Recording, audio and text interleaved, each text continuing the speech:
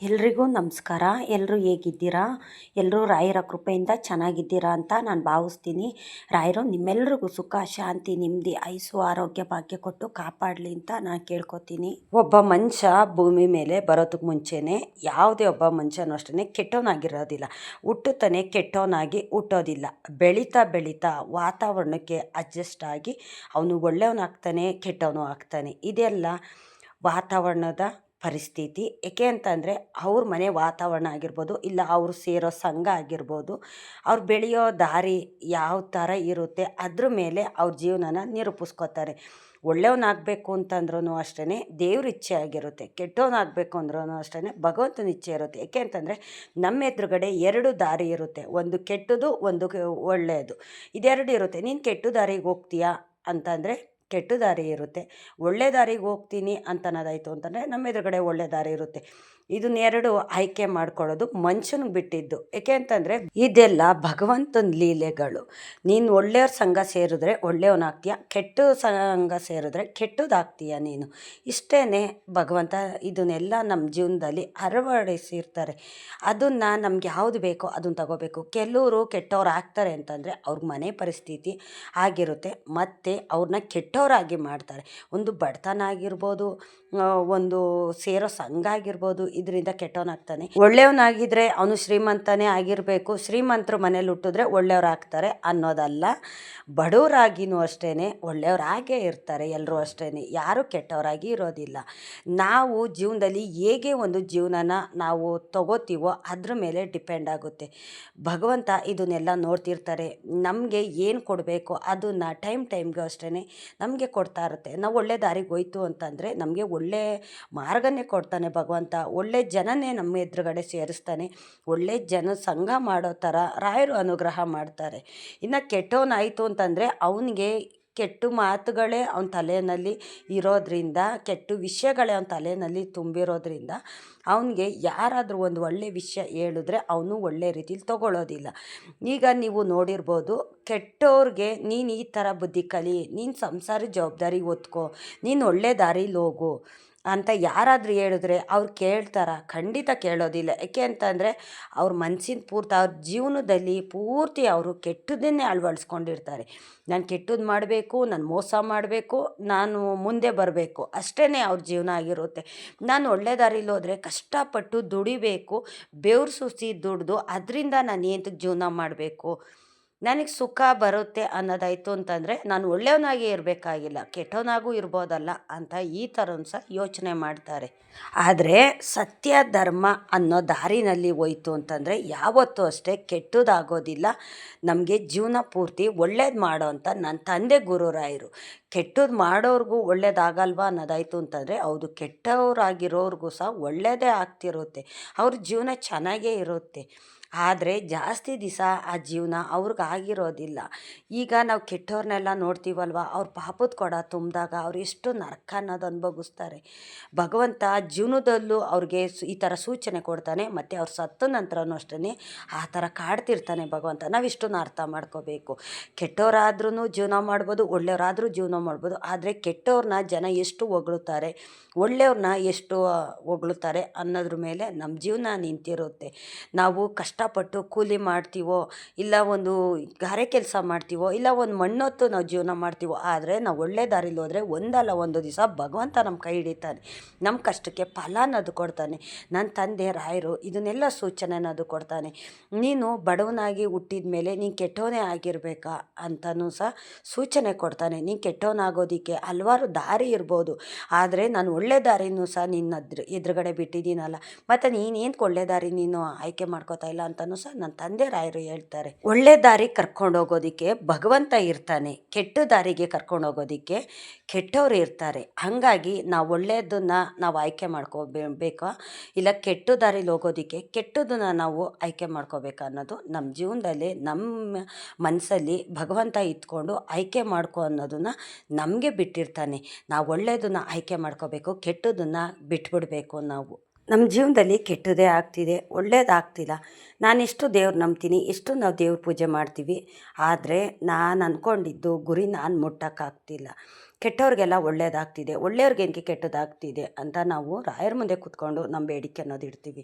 ಹೌದು, ಇವತ್ತು ನಿಮಗೆ ಕೆಟ್ಟದಾಗ್ತಿದೆ ಅಂತಂದರೆ ನಾಳೆ ಒಳ್ಳೇದಾಗೋದಕ್ಕೆ ಸೂಚನೆ ಕೊಡ್ತಿದ್ದಾರೆ ಭಗವಂತ ಅಂತ ನಾವು ಅರ್ಥ ಮಾಡ್ಕೋಬೇಕು. ಒಳ್ಳೇದ್ರ ಹಿಂದೆಗಡೆ ಕೆಟ್ಟದ್ದು ಇರುತ್ತೆ, ಕೆಟ್ಟದ್ದು ನಡೆದ್ರೇ ನಮಗೆ ಒಳ್ಳೇದಾಗೋದು ಅಂತ ನಾವು ಅರ್ಥ ಮಾಡ್ಕೋಬೇಕು. ನಾವು ಅನ್ಕೋತೀವಿ ಏನಕ್ಕೆ ನಮ್ಮ ಜೀವನದುದ್ದಕ್ಕೂ ನಮಗೆ ಕಷ್ಟ ಅನ್ನೋದೇ ಬರ್ತಿದೆ, ನಮ್ಮ ಜೀವನದಲ್ಲಿ ಸುಖ ಶಾಂತಿ ಅನ್ನೋದೇ ಇಲ್ವಾ ಅಂತ ನಾವು ಅನ್ಕೋತೀವಿ. ಪ್ರತಿಯೊಬ್ಬ ಮನುಷ್ಯನಲ್ಲೂ ಒಳ್ಳೆಯದು ಕೆಟ್ಟದ್ದು ಇದ್ದ ಮೇಲೆ ಸುಖ ಶಾಂತಿ ಎರಡೂ ಅಷ್ಟೇ ಇದ್ದೇ ಇರುತ್ತೆ, ಮತ್ತು ಕಷ್ಟ ಅನ್ನೋದು ಸಹ ಇದ್ದೇ ಇರುತ್ತೆ. ಕಷ್ಟ ಸುಖ ಜೀವನದಲ್ಲಿ ಎರಡು ಭಾಗಗಳು. ಸುಖ ಇದ್ಮೇಲೆ ಕಷ್ಟ ಬರುತ್ತೆ, ಕಷ್ಟ ಇದ್ಮೇಲೆ ಸುಖ ಬರುತ್ತೆ ಅಲ್ವಾ. ಇದನ್ನೆಲ್ಲ ರಾಯರು ನಿಶ್ಚಯ ಮಾಡಿರ್ತಾರೆ. ನಾವು ಹುಟ್ಟೋದಕ್ಕೆ ಮುಂಚೆನೇ ಭಗವಂತ ಇದನ್ನೆಲ್ಲ ನಿಶ್ಚಯ ಮಾಡಿರ್ತಾನೆ. ನಾವು ಹುಟ್ಟೋದಕ್ಕೆ ಮುಂಚೆ ಯಾವುದೇ ಒಬ್ಬ ಮನುಷ್ಯ ಕೆಟ್ಟವನಾಗಿರೋದಿಲ್ವಲ್ಲ. ಹಂಗಾಗಿ ಒಳ್ಳೆಯದು ಕೆಟ್ಟದ್ದು ಎರಡೂ ಅಷ್ಟೇ ನಮ್ಮ ಜೀವನದಲ್ಲಿ ಅಳವಡಿಸಿರ್ತಾನೆ ಭಗವಂತ. ನಾವು ಒಳ್ಳೆಯ ದಾರಿಲಿ ಹೋದರೆ ಒಳ್ಳೆಯದಾಗುತ್ತೆ, ಕೆಟ್ಟ ದಾರಿಲಿ ಹೋದರೆ ಕೆಟ್ಟದಾಗುತ್ತೆ, ಇಷ್ಟೇ ನಮ್ಮ ಜೀವನ. ಆದರೆ ಒಬ್ಬ ಮನುಷ್ಯ ಹುಟ್ಟಿದ ಮೇಲೆ ನಿನಗೆ ಒಳ್ಳೆಯದು ಇದೆ ಕೆಟ್ಟದ್ದು ಇದೆ ಅನ್ನೋದನ್ನು ಭಗವಂತ ಇದನ್ನೆಲ್ಲ ನಮ್ಮ ಹಣೆಯಲ್ಲಿ ಬರೆದು ಕಳಿಸಿರ್ತಾನೆ. ಇವತ್ತು ನಿಮಗೆ ಕೆಟ್ಟದಾಗ್ತಿದೆಯಾ, ನಾಳೆ ಒಳ್ಳೆಯದಂತೂ ಖಂಡಿತ ಆಗ್ತಾ ಇರುತ್ತೆ.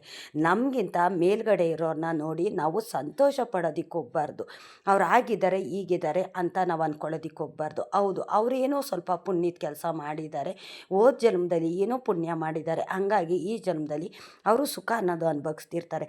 ಆದರೆ ನಾವು ಹೀಗೆ ಇರೋದಿಲ್ಲ, ಕಷ್ಟನೇ ಪಡೋದಿಲ್ಲ. ನಮಗೂ ಒಂದಲ್ಲ ಒಂದು ದಿವಸ ಸುಖ ಅನ್ನೋದು ಕೊಡ್ತಾನೆ ಭಗವಂತ. ಆದರೆ ಚೆನ್ನಾಗಿಲ್ದಿರೋರನ್ನ ನೋಡಿ ಚೆನ್ನಾಗಿರೋರು ಆಡ್ಕೊಳ್ಳೋದು, ನಗೋದು, ಅವ್ರನ್ನ ಕಾಲು ಕೆಳಗಡೆ ಹಾಕ್ಕೊಂಡು ತುಳಿಯೋದು, ಅವ್ರಿಗೆ ಚುಚ್ಚಿ ಮಾತಾಡೋದು, ನಿನ್ನ ಪರಿಸ್ಥಿತಿ ಹೀಗಿದೆ, ನಿನ್ನ ಮನೆ ಪರಿಸ್ಥಿತಿ ಹೀಗಿದೆ ಅಂತ ಹೇಳೋದು, ಈಣಾಯಿಸಿ ಮಾತಾಡೋದು, ಈ ಥರ ಎಲ್ಲ ಮಾಡ್ತು ಅಂತಂದರೆ ಅವ್ರಿಗೂ ಅಷ್ಟೇ ಒಂದಲ್ಲ ಒಂದು ದಿವಸ ಕೆಟ್ಟದ್ದು ಅನ್ನೋದು ಹಾಗೆ ಆಗುತ್ತೆ. ಏಕೆ ಅಂತಂದರೆ ಯಾವುದೇ ಒಬ್ಬ ಮನುಷ್ಯನಿಗೆ ಒಳ್ಳೇದಾಗೋದ್ರ ಹಿಂದೆಗಡೆ ಕೆಟ್ಟದಾಗ್ತಿರುತ್ತಲ್ಲ. ಹಂಗಾಗಿ ಮೊದಲು ಒಬ್ರಿಗೆ ಫಸ್ಟು ಒಳ್ಳೇದಾಯಿತು ಅಂತಂದರೆ ಫಸ್ಟು ಕೆಲವ್ರಿಗೆ ಕಷ್ಟ ಅನ್ನೋದು ಬರುತ್ತೆ. ಎರಡೂ ಅಷ್ಟೇ ನಮ್ಮ ಜೀವನದಲ್ಲಿ ಇದ್ದೇ ಇದೆ. ಸುಖ ಕಷ್ಟ ಎರಡೂ ಸಹ ಇದ್ದೇ ಇದೆ. ಒಂದು ದಿನ ಕಷ್ಟ ಬಂದರೆ ಒಂದು ದಿನ ಸುಖ ಬರುತ್ತೆ. ಇವತ್ತು ನಿಮ್ಗೆ ಕಷ್ಟ ಇದೆ ಅಂತ ನೀವು ಅಂದ್ಕೊಳ್ಳೋದಕ್ಕೆ ಹೋಗ್ಬಿಡಿ, ಸುಖ ಒಂದಲ್ಲ ಒಂದು ದಿವಸ ನಿಮ್ಮ ಪಾಲ್ಗೂ ಇರುತ್ತೆ. ಮೊದಲು ನಿಮ್ಮ ಕಷ್ಟ ಬರ್ತಿದೆ ಅಂತಂದರೆ ನಿಮ್ಮ ಕಡೆಯಲ್ಲಿ ನಿಮಗೆ ಸುಖ ಅನ್ನೋದು ಭಗವಂತ ಕೊಡ್ತಾನೆ. ನಾವು ನಂಬಿರೋರಾಯರು ನಮ್ಮನ್ನು ಕೈ ಬಿಡೋದಿಲ್ಲ. ಒಂದೊಂದು ದಿನ ಒಂದೊಂದು ಥರ ಪರಿಸ್ಥಿತಿ ಇರುತ್ತೆ. ಇವತ್ತಿದ್ದಿದ್ದ ಪರಿಸ್ಥಿತಿ ನಾಳೆ ಇರೋದಿಲ್ಲ, ಆದರೆ ಇವತ್ತಿದ್ದಿದ್ದ ಕಷ್ಟ ನಾಳೆ ಇರೋದಿಲ್ಲ. ನೀವು ಯೋಚನೆ ಮಾಡಿ, ಇವತ್ತು ನಿಮ್ಮ ಪರಿಸ್ಥಿತಿ ಚೆನ್ನಾಗಿಲ್ಲ ಅಂದರೆ ನಾಳೆ ಅದೇ ಥರ ಇರುತ್ತೆ. ಸ್ವಲ್ಪ ಸುಧಾರಿಸಿರಲ್ವ, ಸ್ವಲ್ಪನಾದರೂ ನೀವು ಹೇಳ್ಕೊತೀರಾ. ನೀವು ನನ್ನ ಮನಸ್ಸಲ್ಲಿ ಈ ಥರ ಇತ್ತು, ನಾನು ಈ ಥರ ಅಂದ್ಕೊಂಡೆ, ಆದರೆ ನನ್ನ ಮನೆ ಪರಿಸ್ಥಿತಿನೂ ಈ ಥರ ಇತ್ತು, ಆದರೆ ನಿನ್ನೆ ಇದ್ದಿದ್ದ ಪರಿಸ್ಥಿತಿ ಇವತ್ತಿಲ್ಲ ನನ್ನ ಮನೆಯಲ್ಲಿ ಅಂತ ನೀವೇ ಹೇಳ್ತೀರಾ ನೀವು. ಇದೆಲ್ಲ ಜೀವನದಲ್ಲಿ ನಡೆಯುವಂಥ ಘಟನೆಗಳು, ಇದೆಲ್ಲ ನಡೀಲೇಬೇಕು. ಕಹಿ ತಿಂದ ಮೇಲೆ ಸಿಹಿ ಅನ್ನೋದು ಬಂದೇ ಬರುತ್ತೆ.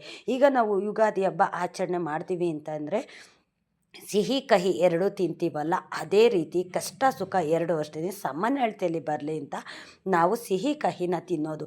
ಬರೀ ಕಹಿನೇ ತಿಂತೀವ ಇಲ್ಲ, ಬರೀ ಸಿಹಿನೇ ತಿಂತೀವ ಇಲ್ಲ, ಎರಡು ಸೇರಿಸಿ ತಿನ್ನೋದು. ಹಂಗಾಗಿ ಕಷ್ಟ ಸುಖ ಎರಡು ಸಮನಳತೆಯಲ್ಲಿ ಬರಲಿ ಅಂತ ನಾವು ಭಗವಂತನ ಹತ್ರ ಪ್ರಾರ್ಥನೆ ಮಾಡಿ ಕಹಿ ಸಿಹಿ ಎರಡೂ ಅಷ್ಟೇ ನಾವು ತಿನ್ನೋ ಅಂಥದ್ದು. ಏಕೆ ನಾವು ಕಷ್ಟಪಡ್ತಾ ಇದ್ದೀವಿ ಅಂತಂದರೆ ನಮ್ಮ ಕಷ್ಟದ ಹಿಂದೆಗಡೆ ಭಗವಂತ ಇರ್ತಾನೆ, ನನ್ನ ತಂದೆ ರಾಯರು ಇರ್ತಾರೆ.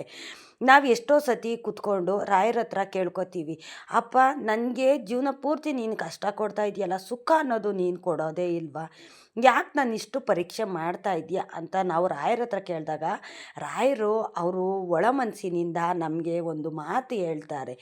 ನಿನ್ನ ಜೊತೆ ನಾನಿದ್ದೀನಲ್ಲ, ನಾನು ನಿನ್ನ ಜೊತೆ ಇರಬೇಕಾದ್ರೆ ನಿನಗೆ ಕಷ್ಟ ಅನ್ನೋದು ಬರೋದಿಲ್ಲ. ನಾನಿರೋ ಮನೆಗಳಲ್ಲಿ ಕಷ್ಟ ಕಣ್ಣೀರಾಗಲಿ ನಾನು ಹಾಕ್ಸೋದಿಲ್ಲ.